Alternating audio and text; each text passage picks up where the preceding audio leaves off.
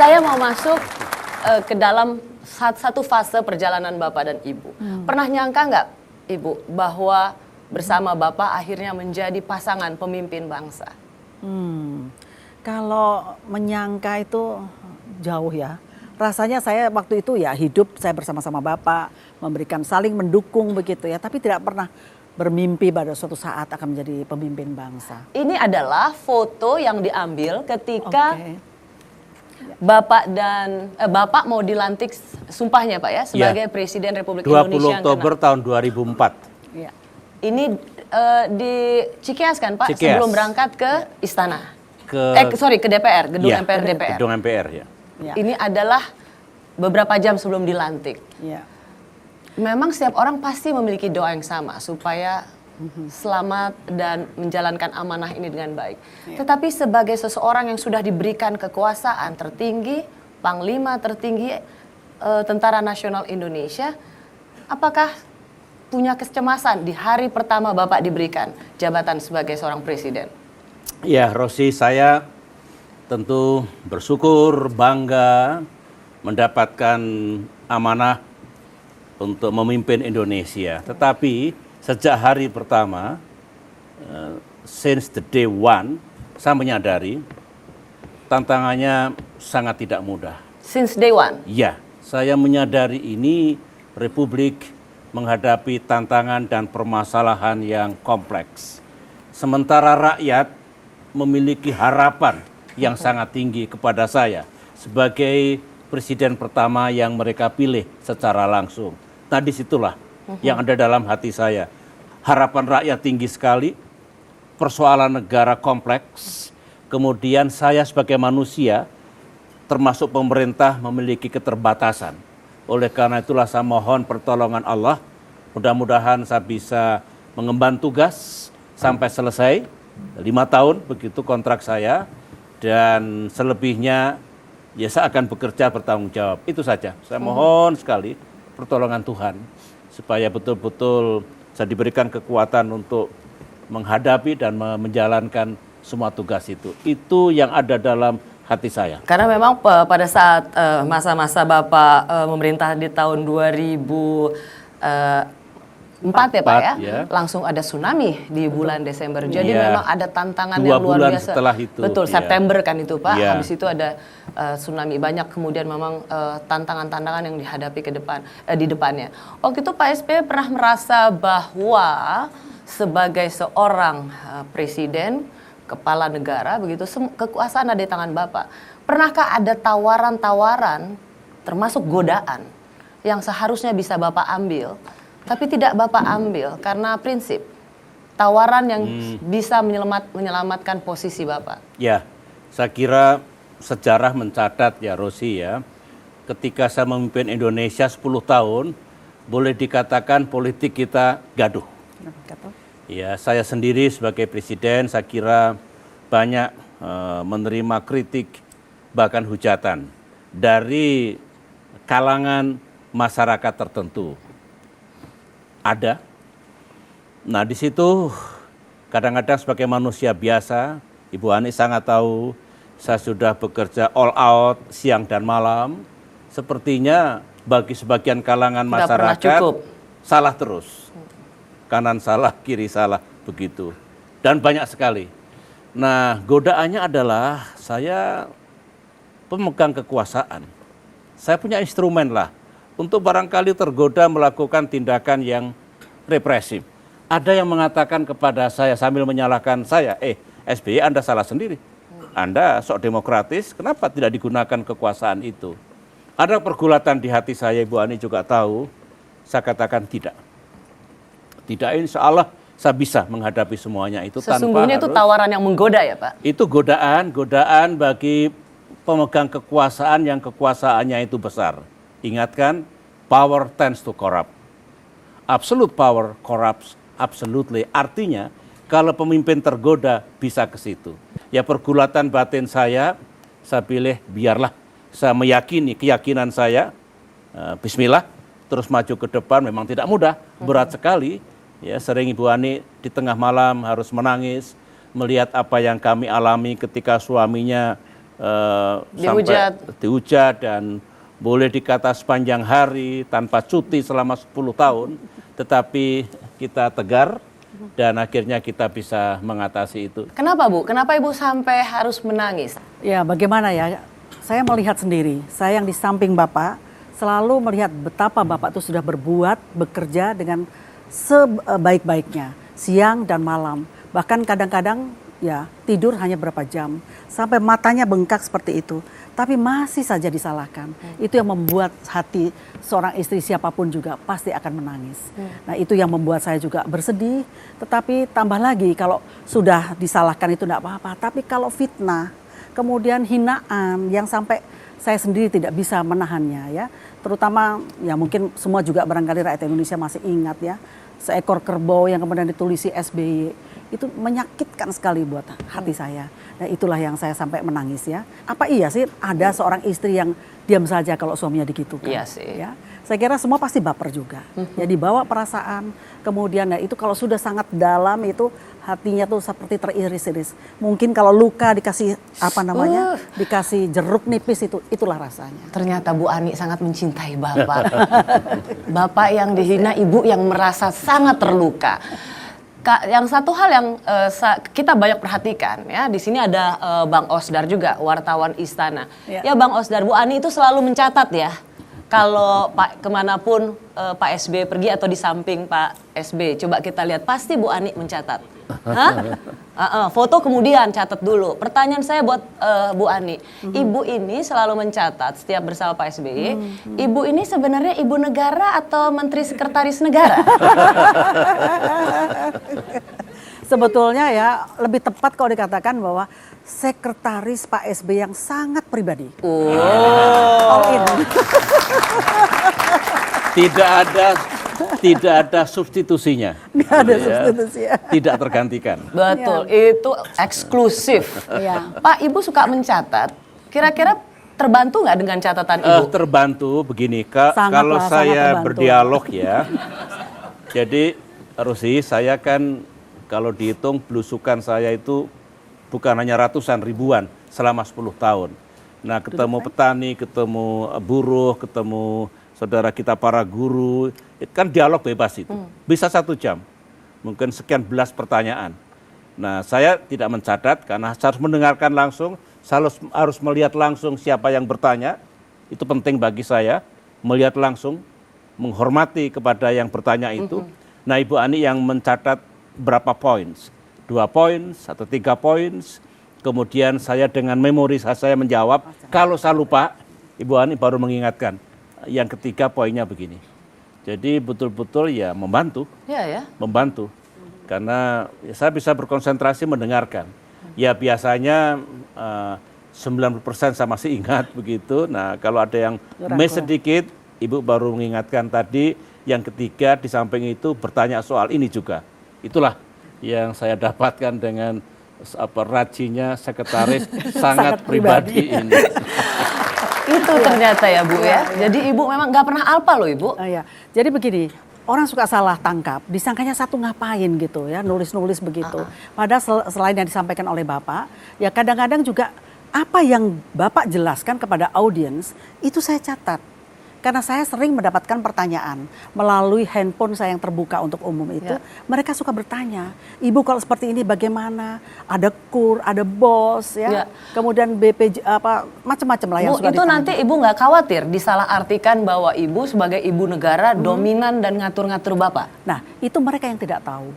Oleh karena itu terima kasih dengan pertanyaan ini Rosi, sehingga saya bisa menjawab ya bahwa sama sekali saya bukan mendikte Pak SBY, malah justru saya itu menyerap apa yang disampaikan Pak SBY untuk menjawab kepada audiens lain atau masyarakat yang ingin bertanya kepada saya. Sehingga apapun misalnya saya bisa menjawab sendiri, saya jawab. Tapi kalau tidak bisa saya akan bertanya lagi kepada Bapak. Tapi emang Pak SBY bisa diatur gitu pertanyaannya Bu ya? Ya itu dia, kan aneh kan? Saya kira sampai 10 tahun nggak terbukti toh kalau saya mendikte Pak SBY. Coba barangkali tapi Pak SBY ketahuinya gini. Jadi begini, sebagai Rosi, sebagai presiden, di samping saya bersyukur pada Tuhan, berterima kasih kepada rakyat, tentu keluarga begitu ya. Yang saya bangga adalah tidak satu orang pun yang bisa mendikte saya. Mau reshuffle, mau tidak, mengambil keputusan A, keputusan B, hubungan luar negeri, urusan dalam negeri, Aceh, Papua, segala macam, nobody yang boleh atau bisa mendikte saya. Semuanya tanggung jawab saya, dan itu saya pikirkan secara jernih, tujuannya jelas, sesuai dengan sistem yang Orang ada. boleh kasih masukan. Orang yang boleh terdekat, bukan hanya masukan, boleh mengkritik, boleh mengatakan salah, dan diam-diam saya dengarkan. ya. Salah satu juga yang unik dari Ibu Ani sebagai ibu negara, Pak, yaitu hobi motret. Setelah hobi mencatat, rajin mencatat, juga hobi motret. Ini menurut saya epic sekali ya. Siapa yang menyangka bahwa yang foto itu seorang ibu negara? Kan itu Bu Ani kan? Betul. Bu, itu motret apa sampai gayanya gitu, Bu? Jadi sebetulnya ini saya waktu itu berjalan dengan teman-teman, ada salah satunya ada Imelda di pinggir pantai, ya. Dari jauh, wah ini pasti ngaben begitu ya. Sehingga kami datang ke tempat ngaben itu melihat upacara, bahkan yang keluarga itu tahu ada saya di situ.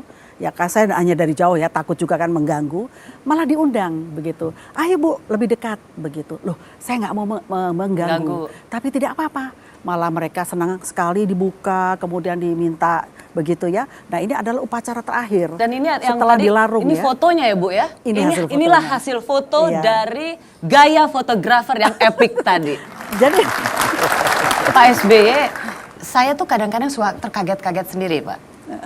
Karena gini, ya saya juga nggak feminin amat gitu ya Pak ya. Jadi ya mungkin juga keperempuanannya juga agak-agak minus gitu. Tapi coba lihat foto Ibu Ani kalau sedang berkebaya atau sedang anggun-anggunnya. Coba mana tuh kan? tapi ini jangan salah, Coba, mereka kadang-kadang mungkin melihat ini, disangkanya ini ada dalam keadaan yang sedang upacara. Tetapi ini selesai acara. Oh. Ya. Jadi selalu selesai acara saya baru memotret.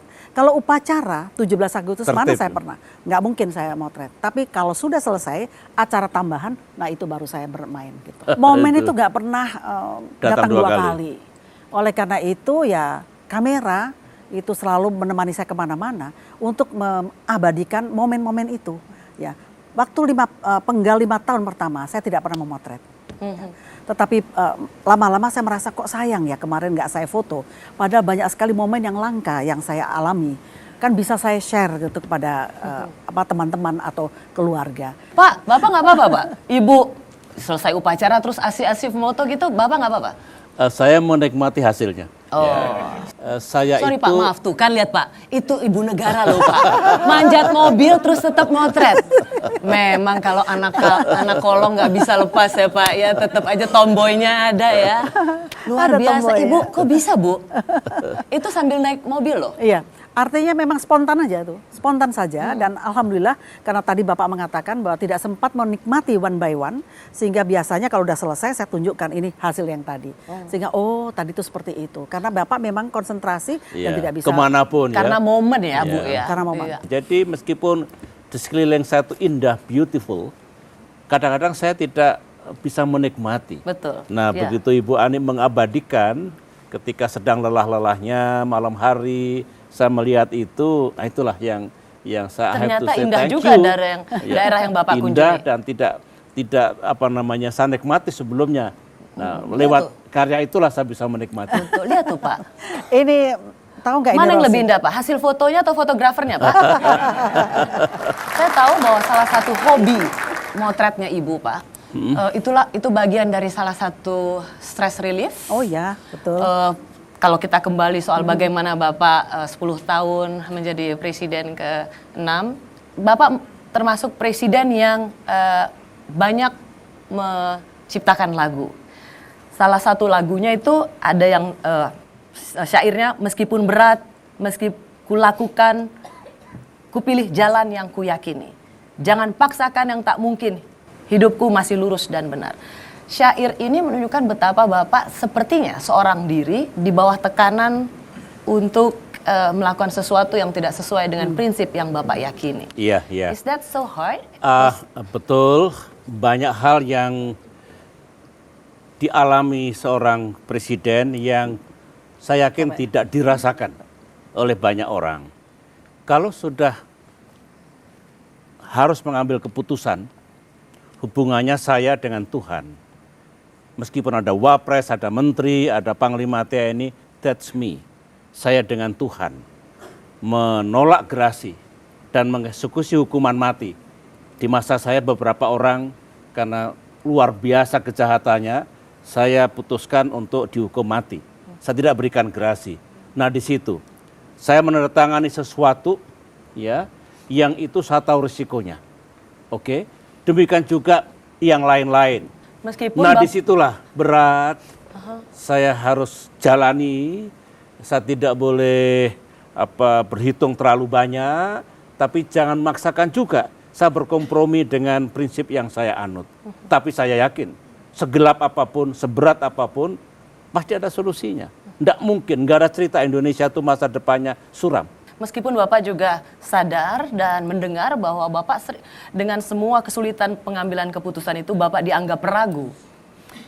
Saya tidak akan membela diri, tanyakan ya, mereka yang mendampingi saya selama 10 tahun, adakah satu saja isu yang tidak saya putuskan? Itu yang penting, lihat outputnya, lihat hasilnya, apakah rakyat merasakan ada perbaikan, ada kemajuan atau tidak. Nah di situ sebetulnya saya mendengar sebagai manusia biasa, silahkan mereka punya hak untuk mengatakan seperti itu, tapi kewajiban saya, tugas harus terlaksana dan hasilnya harus nyata. Saya memulainya, nanti Bapak yang mengakhirinya ya. Telah kupilih jalanku sendiri dalam prinsip kehidupanku. Meski tak selalu akan indah, Aku yakin sampai di sana.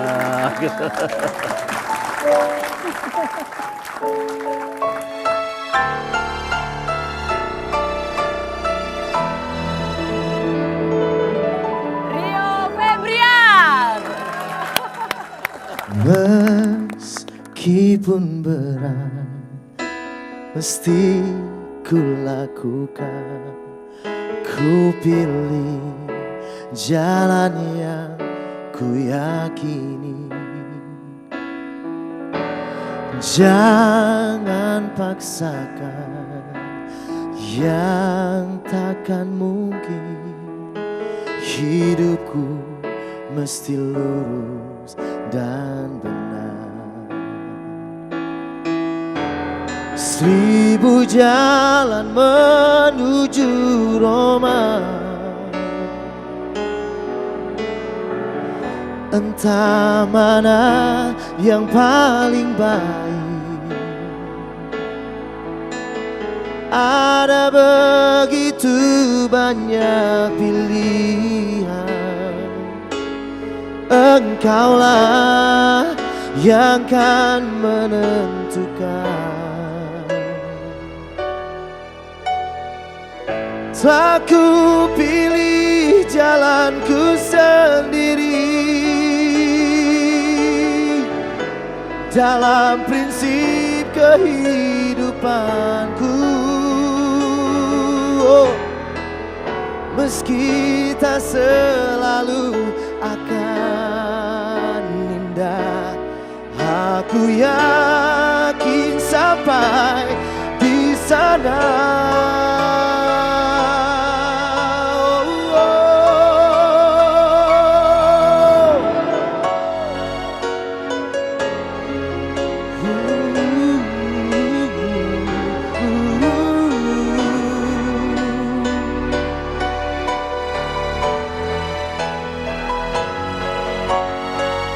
Telah ku pilih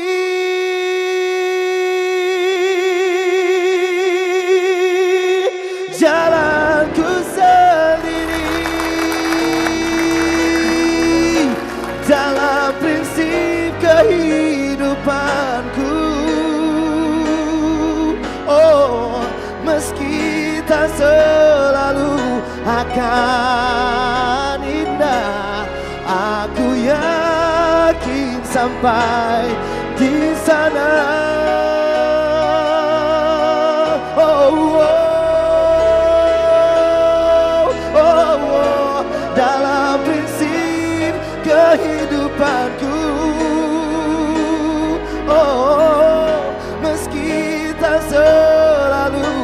akan indah.